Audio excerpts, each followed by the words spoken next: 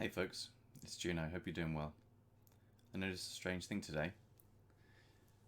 I saw as I came down the stairs, my young nephew, only about 6, 7 months old, saw me and then began frantically beating the interactive toy that he had sat in front of him on the sofa.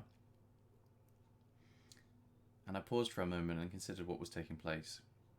And it reminded me of something I'd heard on a podcast somewhere about how it can appear incredibly important in moments of intense emotion, stress, strain, panic, to become transfixed with a very routine and ordinary behavioral practice, and then to repeatedly do it, even to the detriment and ignorance of the actual stimulation of your stress. Maybe as a distraction, maybe as a learned behavior. The example given by the guy was that sometimes men under fire in foxholes would repack their bags.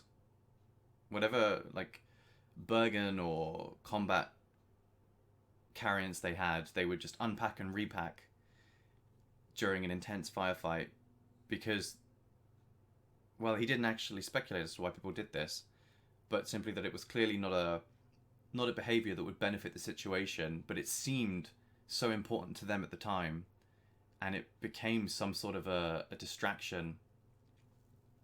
But it was very impulsive, like they felt they had to do it.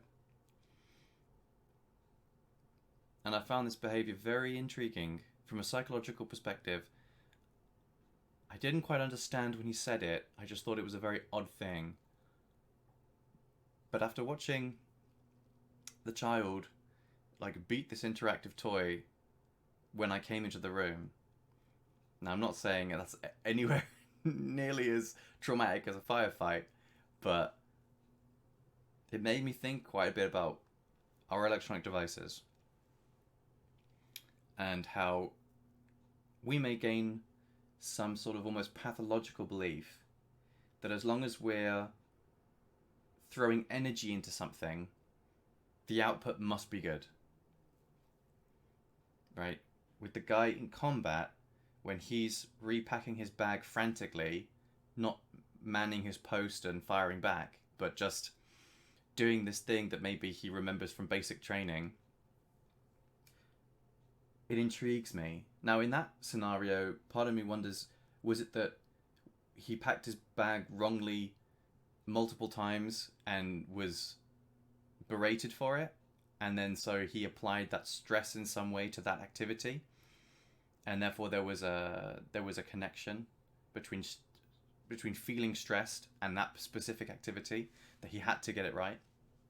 I mean, when we're children, I don't know about anyone else, but I certainly got shouted at my fair bit, and I would definitely feel stressed to get things right sometimes, or to do what I was being asked to be done, even if not necessarily it was anything that I was doing that was wrong, but merely that the outcome wasn't correct, and I was being blamed for that outcome, and the logic that was being given to me or presented to me at the time, or maybe that I drew myself to, was that I must be doing something wrong. So I'll just try again and again, even if I don't even know what it is that I'm doing incorrectly. So then you would proceed to apply the same method without change, and then start to expect different outcomes.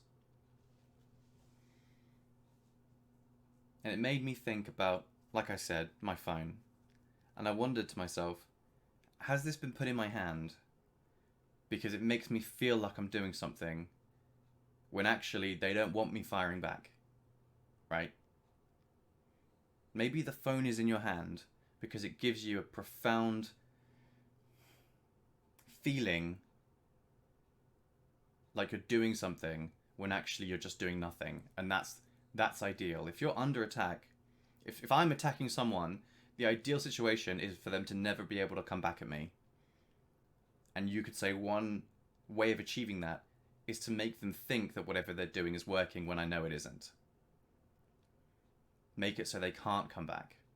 They lack the ability to understand what it is to come back. And I used to think that if you had a phone and you could record yourself and you could say things and put stuff out there and communicate with people, that was somehow real. Like that was real power behind that. But ultimately, I'm willing to speculate that maybe that's not the case. Maybe that's a delusion we're being presented with intentionally, so that, like I said, when the firefight starts, there we are frantically repacking our bags.